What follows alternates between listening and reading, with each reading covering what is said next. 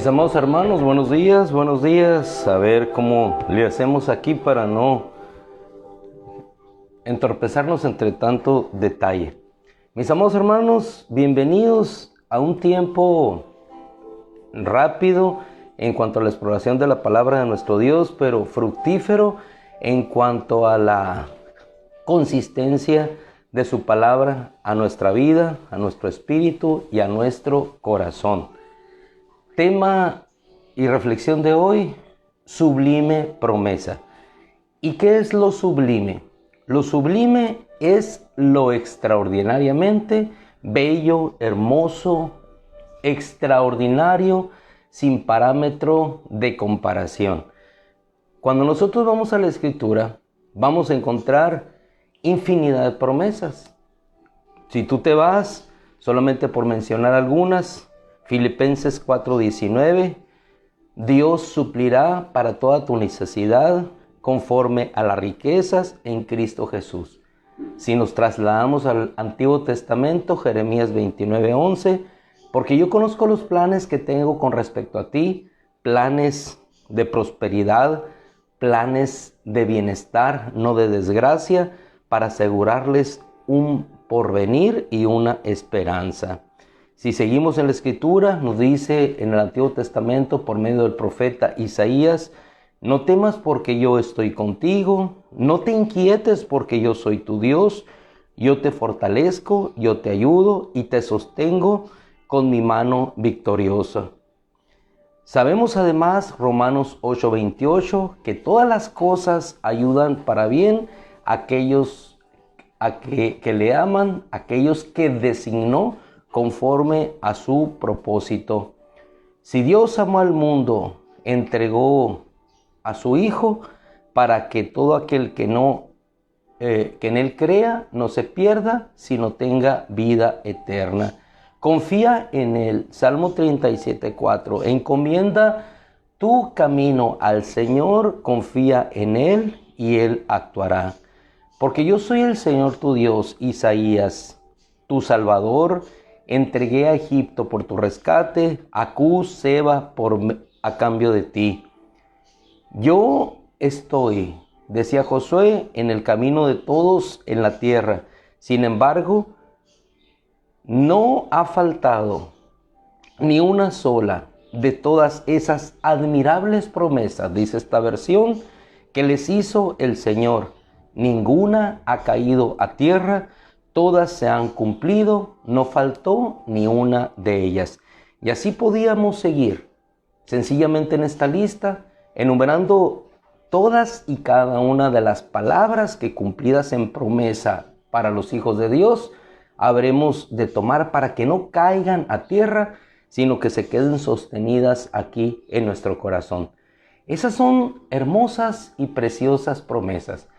Pero sobre toda esa hermosa promesa está una sublime, bella, hermosa, para lo cual yo te invito a que vayas al Evangelio de Juan, capítulo 14, versículo 20, capítulo 14, versículo 20, para ver, en mi opinión, la más sublime, extraordinariamente bella promesa de Dios, que nos lleva por encima de todas aquellas promesas que ciertamente nos hacen habitar confiados y seguros en esta tierra, pero esta nos hará trasladarnos hacia la eternidad. En tanto que usted, hermana, hermano, se posiciona allí, yo hago un recorrido breve por ciertas porciones de la Escritura.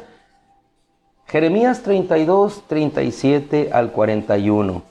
He aquí, dijo el Señor, hablando en lo terrenal: los recogeré de todas las tierras a las cuales los he dispersado, los regresaré a esta tierra para que moren seguros. Ellos serán mi pueblo y yo seré su Dios. Y les daré un corazón nuevo, un espíritu nuevo, para que teman ante mí todos los días. Les irá bien a ellos y a sus hijos después de ellos, y haré con ellos un pacto eterno y pondré mi temor en su corazón. Cuando seguimos adelante por medio del profeta Ezequiel, igualmente 37, 26 al 28. Usted está en Juan 14, 20. Yo estableceré con ellos un pacto de paz. Será un pacto eterno con ellos. No es la paz de falta de guerra. Es la paz eterna donde no hay enemistad entre el hombre y Dios. Será un pacto eterno con ellos y los multiplicaré y pondré mi santuario entre ellos para siempre. Mi tabernáculo estará en medio de ellos. Yo seré su Dios y ellos serán mi pueblo. Entonces sabrán las naciones que yo soy Yahweh, el que santifica a Israel, cuando mi santuario esté en medio de ellos para siempre. Si nos trasladamos al Nuevo Testamento, segunda epístola a los Corintios, capítulo 6, versículos 16, el apóstol Pablo trae esta palabra escrita, porque para la palabra no hay tiempo, no hay espacio, sencillamente que ésta se inserta y se incrusta en el corazón a donde el Espíritu Santo la lleva. Ustedes son el templo de Dios. Porque, causal, porque, determinativo, porque ustedes son el templo de Dios, el templo del Dios viviente, como ha dicho. Una palabra convertida en promesa, como ha dicho. Moraré en medio de ellos y andaré entre ellos, y ellos serán mi pueblo y yo seré su Dios. Y una promesa a cumplirse al final, en el mismo sentido, Apocalipsis capítulo 21, versículo 1 al 6. Luego vi cielos nuevos y tierra nueva, porque los primeros cielos y la primera tierra habían pasado. Recorrido desde el principio al final. Serán mi pueblo, yo seré su Dios. El pueblo de Israel fue su pueblo, él fue su Dios. Pero aquí estamos hablando catapultados ya a través de la historia, el tiempo y el espacio, pasando por la era neotestamentaria para llegar al final, cuando todas las cosas son hechas nuevas, donde hay solamente una promesa para uno, la simiente que es el Cristo, todas las cosas nuevas. Y vi, todo pasó, cielos nuevos, tierra nueva, y vi la santa ciudad, la nueva Jerusalén, mientras descendía de Dios, preparada como una novia ataviada para su esposo. Y escuché una potente voz del cielo que dijo: He aquí el tabernáculo de Dios entre los hombres con los hombres, y Él habitará con ellos, y ellos serán su pueblo, y Dios mismo con ellos será su Dios. Y cesará toda lágrima de sus ojos, ya no habrá muerte, ni habrá más llanto, ni más clamor, ni más dolor, porque las primeras cosas han pasado. Entonces dijo el que estaba sentado en el trono: He aquí, yo hago nuevas todas las cosas. He aquí, aquellos que están en Cristo, nueva criatura son. Las cosas viejas pasaron, y aquí todas son hechas nuevas. Cuando se cumpla la promesa dicha en la Escritura, retomada por el apóstol Pablo en Corintios, cuando esto sea absorbido por la vida, entonces, esto viejo, lo natural, migrará a lo eterno, a lo permanente, y entonces vendrá lo nuevo. Nuevo en el interior en Cristo, nuevo ahora, por la gracia de Dios en la redención de nuestros cuerpos. Yo hago nuevas todas las cosas. Escribe, porque estas palabras son de Dios, fieles y verdaderas. No es mi palabra, no es tu palabra. Estas palabras son de Dios, fieles y verdaderas. Escribe, le dijo, escribe, fieles y verdaderas. Y me dijo, ¿por qué? Porque yo soy el principio, el final. Yo soy el Aleph la Tau. Yo soy el Alfa y Omega. Yo soy la A y la Z. Yo soy el principio y el final. En cualquier idioma, arameo, griego, hebreo, Aleph Tau, Alfa, Omega. Soy el principio y soy el fin. Al que tenga sed, venga y le daré. ¿Cuál es la mayor y más grande promesa que nosotros tenemos en nuestra vida? Vayamos ahora al Evangelio de Juan, capítulo 14, versículo 20. Evangelio de Juan, capítulo 14, versículo 20. No sin antes